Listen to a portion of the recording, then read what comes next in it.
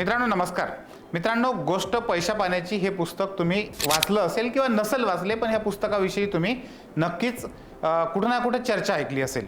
या पुस्तकातून पैशाच्या संदर्भातल्या ज्या अतिशय महत्त्वाच्या गोष्टी मला ज्या 10 गोष्टी वाटल्या त्या पुढच्या 10 मिनिटांमध्ये मी तुमच्या समोर शेअर करणार आहे। सगळ्यात महत्त्वाचं पहिली गोष्ट या पुस्तकातून जर काय बाहेर येत असेल तर ती ही की बचत करण्याची सवय लागणं हे आपल्या आयुष्यातलं सगळ्यात महत्त्वाचं आहे।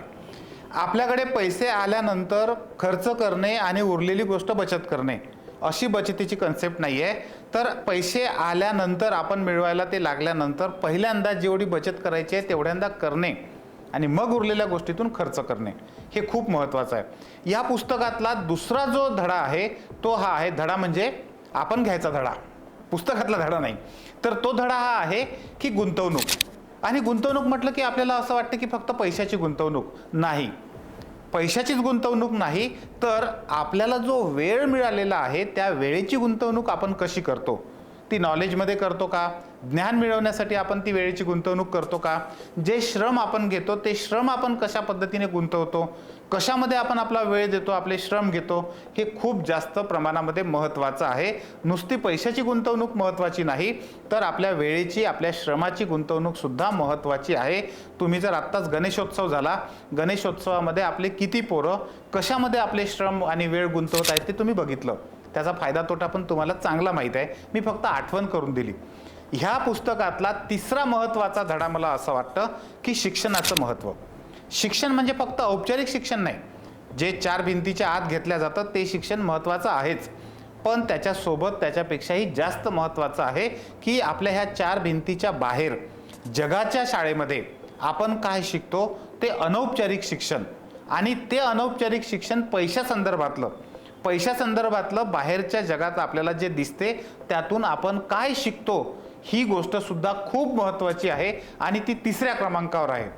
4थ्या क्रमांकावर काय महत्त्वाचं आहे, तर 4थ्या क्रमांकावर हे महत्त्वाचं आहे की आयुष्यामध्ये अर्थसाक्षरता, पैशासंदर्भातली आपली जाणीव, त्याची सुरुवात तुम्हाला जेवढ्या लवकर होईल तेवढं चांगलं।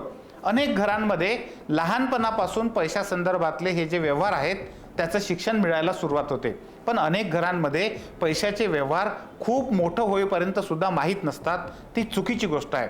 त्यामुळे फायनान्शियल प्लॅनिंग किंवा फायनान्शियल ज्या गोष्टी आहेत त्याची सुरुवात तुम्ही कुठून करता याला खूप महत्त्व आहे। अगदी लहानपणापासून आपण ती सुरुवात केली पाहिजे। 5वी महत्त्वाची गोष्ट अशी आहे की आपल्या पैशाच्या बाबतीमध्ये आपली संगत खूप महत्त्वाची आहे। जर संगत चांगली असेल तर तुम्ही बचत करता आणि खर्चावर नियंत्रण ठेवता, पण तुमची संगत जर का खर्चाला प्रोत्साहन देणारी असेल तर तुमचं बचतीचं प्रमाण आपोआपच कमी होतं। त्यामुळे संगत ही 5व्या नंबरवर खूप महत्त्वाची आहे। आणि 6व्या नंबरवर अतिशय महत्त्वाची गोष्ट आहे ती म्हणजे आपल्या कुटुंबाच्या आर्थिक नियोजनामध्ये, आर्थिक निर्णयामध्ये आपल्या घरातली जी स्त्री आहे, आपली आई असेल, बहीण असेल, आपली पत्नी असेल, जे कोणी असेल त्या स्त्रीचा सहभाग असला पाहिजे। दुर्दैवाने अनेकदा अजून अनेक घरांमध्ये पुरुषच फक्त फायनान्शियल प्लॅनिंग करतात, महिलांना त्याची काही माहिती नसते। हे अतिशय दुर्दैवी आहे, हे बदलायला पाहिजे। हे बदलण्याची गरज, मी ह्या पुस्तकातून जे धडे घेतले त्यातला 6 नंबरचा धडा माझा महत्त्वाचा आहे। आणि 7व्या नंबरचा काय आहे माहिती आहे, समाजसेवा। समाजसेवेबद्दल आपण खूपच जास्त अतिरेकी विचार करतो। एक पिक्चरचं नाव मला आत्ता आठवत नाही, परंतु एका पिक्चरमध्ये असं म्हटलेलं आहे की एखाद्या माणसाने आपल्या समोरचं ताट दिलं तर चालते पण बसायचा पाठ देऊ नये। म्हणजे काय, तर आपल्याला समाजसेवा करायची आहे ना तर तुम्ही नक्की करा, परंतु तुमचं स्वतःचं स्थान मजबूत ठेवून मग तुम्ही समाजसेवा करा। तुम्ही दिवाळखोर होऊन तुम्ही समाजसेवा जर का करत असाल तर ते तुम्ही जास्त काळ ती समाजसेवा पण करू शकत नाही आणि ती काही चांगली गोष्ट नाही आहे। मित्रांनो, 8 नंबरला मी या पुस्तकातून काय घेतलं आहे तर जगातलं 8व्या नंबरचं आश्चर्य आहे चक्रवाढ व्याज। चक्रवाढ व्याज ही अतिशय महत्त्वाची कन्सेप्ट आहे। तुम्ही काही पैसे कमावता आणि ते पैसे नंतर तुमच्यासाठी पैसे कमवायला लागतात आणि त्या पैशावर जे पैसे मिळतात त्याला आपण चक्रवाढ व्याज म्हणतो। आणि हे चक्रवाढ व्याज आश्चर्यकारक प्रगती करू शकतं। हे जगातलं 8वं आश्चर्य आहे, हे ह्या पुस्तकातून आपल्याला कळतं.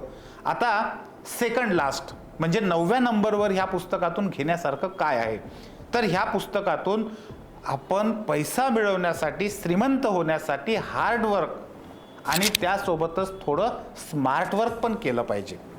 स्मार्ट वर्क कसं? शिक्षणाच्या माध्यमातून आपण करू शकतो, वाचनाच्या माध्यमातून आपण करू शकतो, वेगवेगळ्या माध्यमातून पैसा कमावण्यासाठी थोडं हार्डवर्क आणि थोडं स्मार्ट वर्क याची जोड तुम्ही केली पाहिजे. आणि मित्रांनो, खरं सांगू, ह्या पुस्तकातून माझा बेस्ट, शेवटचा आहे, लास्ट आहे but not the list, best मला मिळालेला धडा कोणता, तर तो हा आहे की पैसा हा आयुष्यामध्ये खूप काही आहे, पण पैसा हा आयुष्यामध्ये सर्व काही कधीच नाही.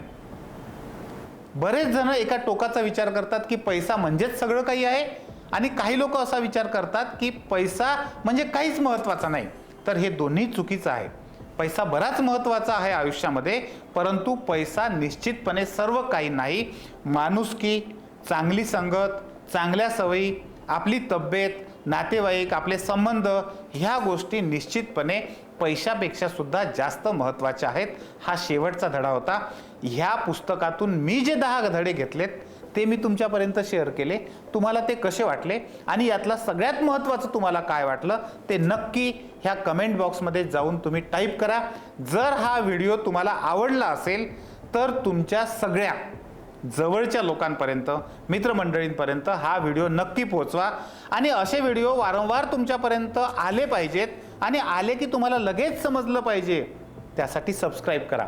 चॅनल जर सबस्क्राईब केलं नसेल तर घंटी वाजवा, चॅनल सबस्क्राईब करा आणि स्टेटसला ठेवून ह्या चांगल्या ज्ञानाचा प्रसार करा. धन्यवाद.